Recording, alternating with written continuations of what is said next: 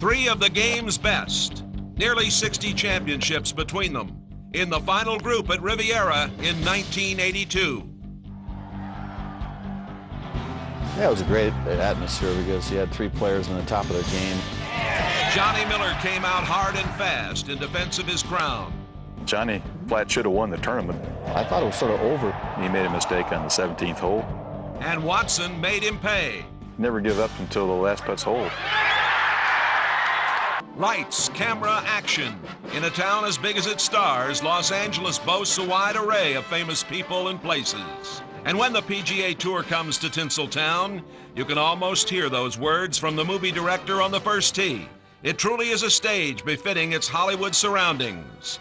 The first West Coast event to offer a then unheard-of purse of $10,000 in 1927, the tournament continued to gain in popularity and to make it what it is today. Riviera was built in 1926. This George C. Thomas design is truly an old-style course that tests the best golfers in the world. Well, I think that's the ultimate ball striker's course. A course that you have to work the ball left to right and right to left. Very small targets like I grew up at Olympic Club and San Francisco Club. And they had that beautiful Kikuyu grass, which if you couldn't hit it good off that stuff, it's like hitting off a driving range mat, you know. Every ball's teed up. You could hit any club you wanted, work any shot you wanted, work it right to left. And so every year, even though I had trouble putting a lot of those years, I was always in the top 10 there because of just the ball striking part of it.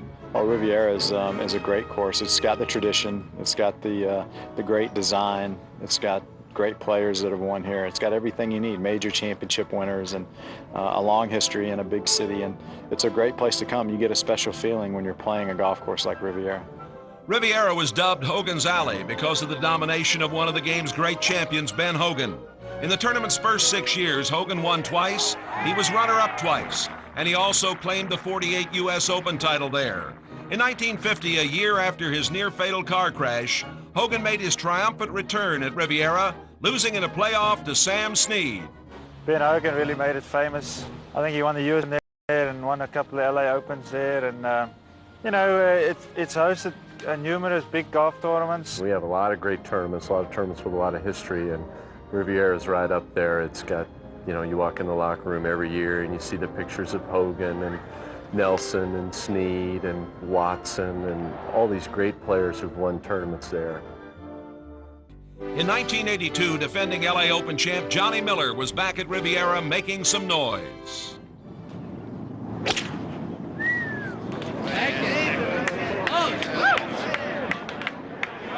That's a beautiful shot, absolutely splendid shot. Oh my goodness, that's just as close as he was yesterday when the pin was right on the other side of the green. He made a great birdie yesterday. On his heels, the 1980 champion Tom Watson on the tee at 15.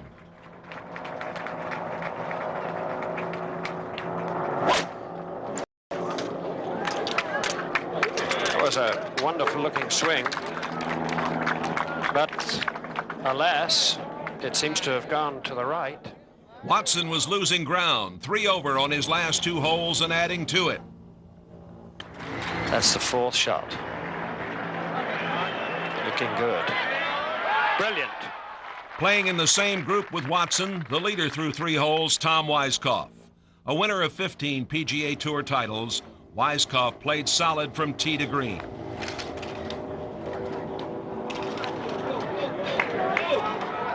Well, that isn't dead, but it's no bad one either. And this is just moments ago. It's Rex Caldwell, who was long with his 3rd shot. That's his 4th.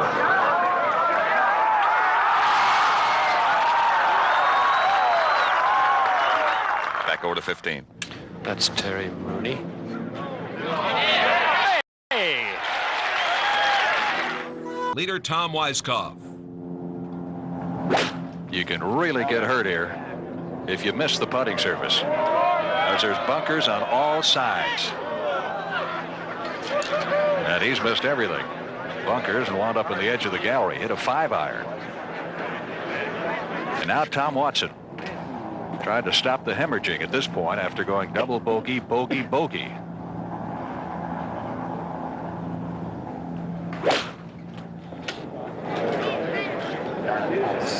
Far right. So no one close to the putting surface. He is on the other side of the bunker. With Weiskopf in trouble and Watson unable to keep pace, several players tried to emerge among the leaders. 1981 Player of the Year, Bill Rogers, a birdie at 17. Rogers goes to -7. Back to 16. This will be Weiskopf's second shot to the par 3 from about 60 feet away, and the pin on the far right-hand side, so he really doesn't have that much green to work with. And he'll have a tough time stopping it. He does have a little opening between the bunkers. There's about a 15-foot stretch there directly in front of the ball.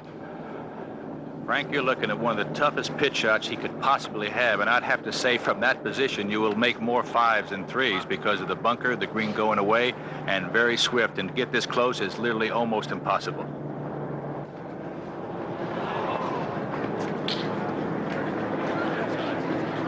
Now, from my angle, I couldn't see. Obviously, he hit it short. I'm sure he did. The crowd beginning to move in. He's not even up to the bunker yet. So we could, from our angle, what kind of lie he had over there. Could very well be that we may have a new leader very shortly. And you're looking at him, Johnny Miller, who won this tournament last year. Perhaps back to 16. Now you can see the tree problem that Weiskopf has. This is his third shot to this par 3. He has a great deal of difficulty here, and I don't think if he's not looking at trying to hit that thing between his legs. At least the thought has crossed his mind. Well, that's one you can turn backwards, but I'll tell you what, looking at it now, double bogey looks like a fairly good score right now. While Weiskopf contemplates his situation at 16, ahead at 17. Miller for birdie at the par 5. Boy, he had it right on line. Back to Weiskopf's misadventures at 16. Look at this shot. He is lined up to hit it between his legs. This is his third shot. Well, he's on the green. On the green, but putting for bogey from better than 35 feet. Weiskopf figures to drop at least a stroke and probably 2. That means this putt by Miller will give the California Golden Boy the lead. More from Riviera when we return to PGA Tour Classic. In front of a record-breaking crowd. We had a record crowd yesterday, and with the temperature in the 80s, they are here today. The good folks have come from here and there. Yesterday, unfortunately, we went off the air missing some of the histrionics on the 18th hole by Tom Weiskopf, and even though we did have a look at him at the par 3 16th, we missed one swing. In fact, so did everybody else on the golf course. We can take a look at that rare moment when a professional golfer whiffs the ball. Take a look. And that was it. He missed it, and he was in shock. It looked almost like a practice swing. I talked to him last night. He said that he looked up and said, "Did I whiff it?" And everyone said, "No, no, no." And he said, I did. So instead of the double bogey that everyone thought he had, Weiskopf put himself down for the triple bogey, and of course then finally hit the ball from between his legs, and we can take a look at that rather unorthodox shot. And that goes to show you that it is a gentleman's game, and Tom Weiskopf knew that he whiffed the ball, and he added it to his score. I think I love to see the things like that. It might also be an insight into Tom Weiskopf to realize that after a triple bogey, after an absolute whiff, he turned right around and birdied 17 and 18 to catch Johnny Miller. I remember a great line by Lloyd Mangrum when he went in the trees once and he stepped on a twig and moved the ball. And he said, "I moved the ball." And they said, "Who saw it?" He said, "I did." Back to the final round action at the par 5 first. Miller's third. And a nice up and down led to birdie to get to 12 under. Weiskopf matched him with a birdie of his own. The third member of the trio, Watson, for birdie from off the green at 3. Another at 7 to get him in the hunt at 11 under par. Miller was poised to take a 3-shot lead at 8. With 6 holes to play, Miller commands a 2-shot lead. Coming off of San Diego 3 weeks earlier, Miller's at the top of his game. He makes it look easy.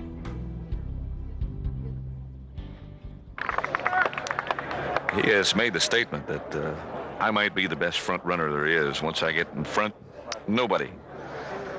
Unless they shoot the lights out, it's going to be Away from the plate. with any kind of chance to catch me. I had a tremendous winning percentage. I had the 75% of the wins I had. I think I led 20 or 21 times in my career and won 15 of them. So I had the best record of anybody, even Nicholas or Trevino, who were the next two. Who's the best front runner you ever saw? Well, I've said it before, I think Milikoff, but I've got to go along with John because he's got a good track record and has lengthened out his leads a lot of times. A lot of people protect him, Pat, but what he does, he goes out and wants to win by more. Watson, who's not a bad front runner himself. Got it. Yes, sir. Watson minus 11. Alone in second place, 2 behind Miller.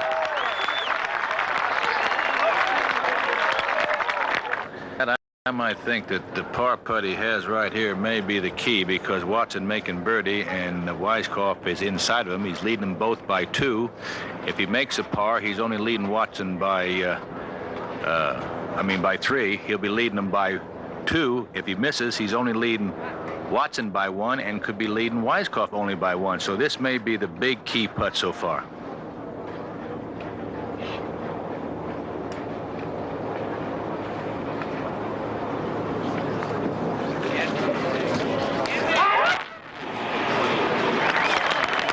Well, if that's the key, there's the champion. But again, he's still got a lot of playing to do. Miller's still 13 under after 13 holes. Now Weiskopf thinks he might get 2. Now he has to make the putt to gain just 1 and could walk off just where he started again. In fact, when Johnny Miller made the putt, it almost looked like he thought he missed it. It did when he started to walk, didn't it? Sure did. Here's Weiskopf. Nicely done for Tom, and he goes to minus 11. All 3 snaked in putts at 13. Johnny Miller remains on top by 2. At 14, after Miller and Weiskopf parred, Watson had this 5-footer for birdie to pull within 1.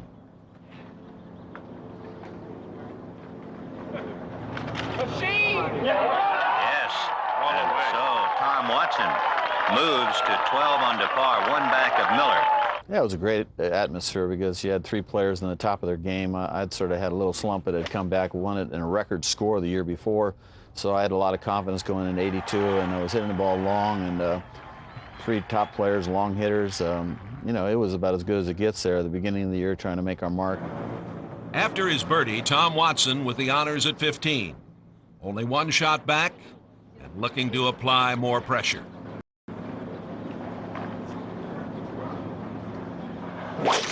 Oh, yeah. Oh, that was fairly acclaimed, as well it might be. That's a very nice long hit, too. One of the tour's longest hitters, Weiskopf, was 4th in driving distance in 1981. He's at 11 under.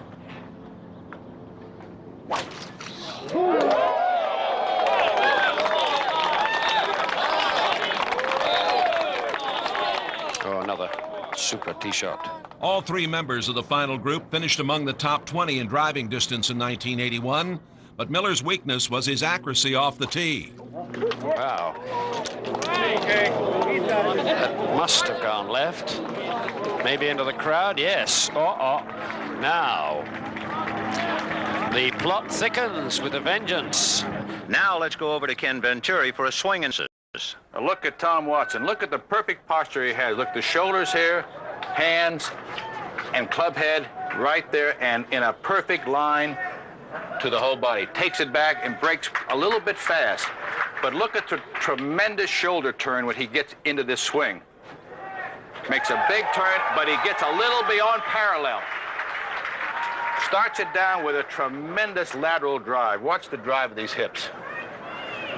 And the leg action. Down and under. That's where he gets that length, that extension, and that long, high finish. Now let's take a look at Tom's swing. Weiskopf, let's put his head in the box here. And watch the motion. It leaves the box going back this way. Now, getting the force and the drive. Watch the drive go forward, the lateral motion forward. Then he'll go back, driving his hips forward, staying behind the ball. He got such a tremendous length on that, but remember, it's better to move laterally than it is up and down. And back to 15. And we're looking back at Johnny Miller. Giving it a tremendous hit. And what a superb golf shot. This is just 3 days in a row this man has brought this really treacherous par 4 to its knees. I actually on 15 maybe hit with the best iron shot I've ever hit in my life. I was dead behind a little tree into the wind about 210 yards, had no shot. The only thing I could do is sort of hit an upshoot hook around the tree, over the bunker, into the wind with the green going the wrong way. One of the best iron shots I've ever played.